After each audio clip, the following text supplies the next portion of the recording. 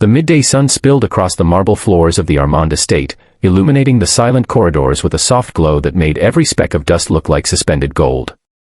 In the stillness of that grand mansion, a young housekeeper named Mara Ellington stood trembling near the open safe, her fingers brushing the edges of the ledger she was updating. She believed she was alone.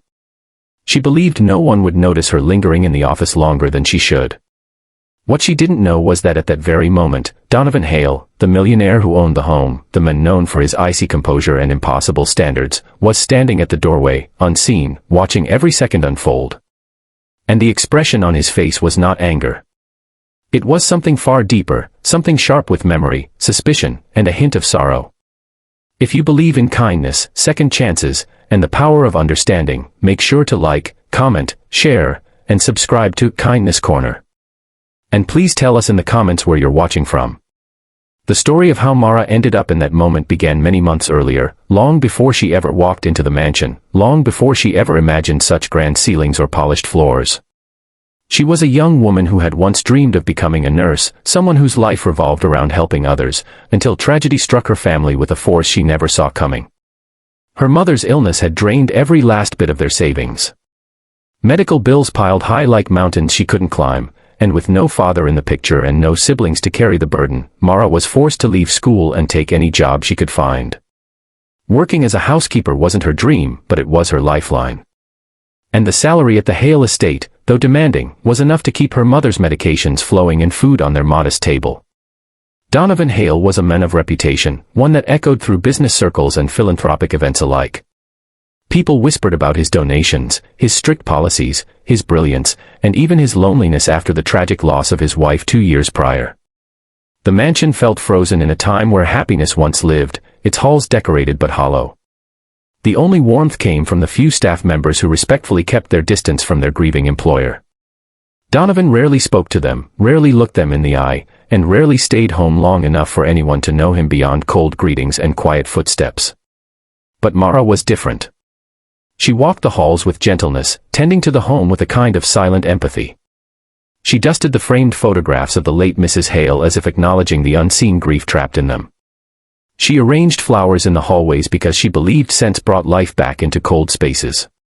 And though she barely exchanged words with Donovan, he noticed her presence in ways he didn't fully understand.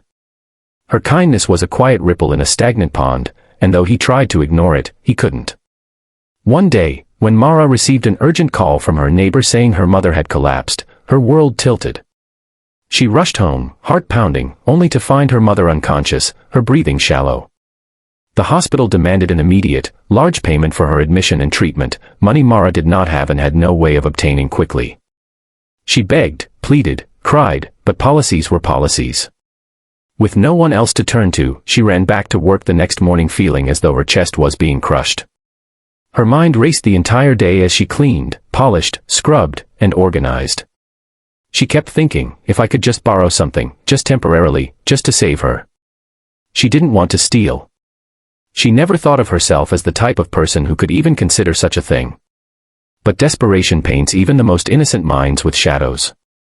So when she found herself near the office during her lunch break, her hands trembling, she opened the door and stared at the safe, knowing she shouldn't even be in that room. She told herself she was only checking if the safe was locked because it was part of her cleaning route, even though it wasn't.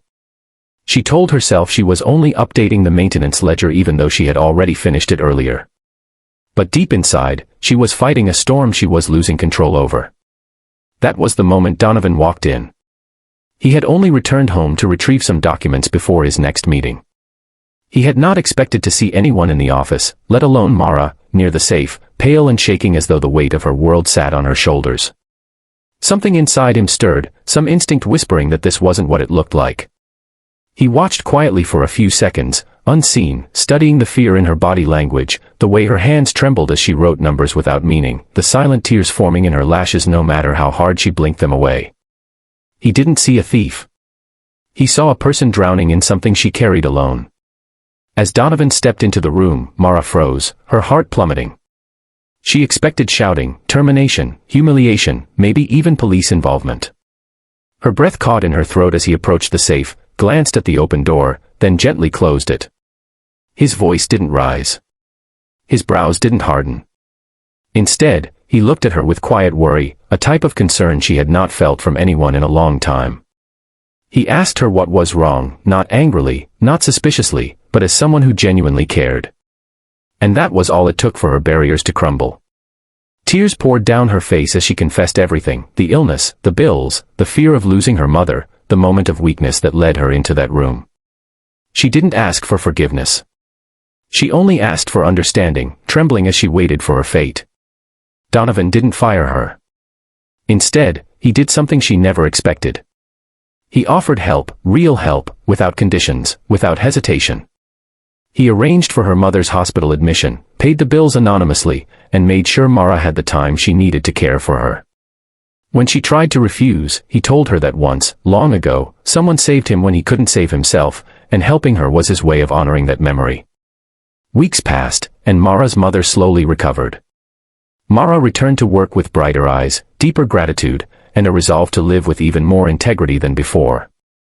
Donovan, in turn, found that helping her had stitched together pieces of his own broken heart he thought would never heal. By the time spring arrived, the mansion no longer felt cold.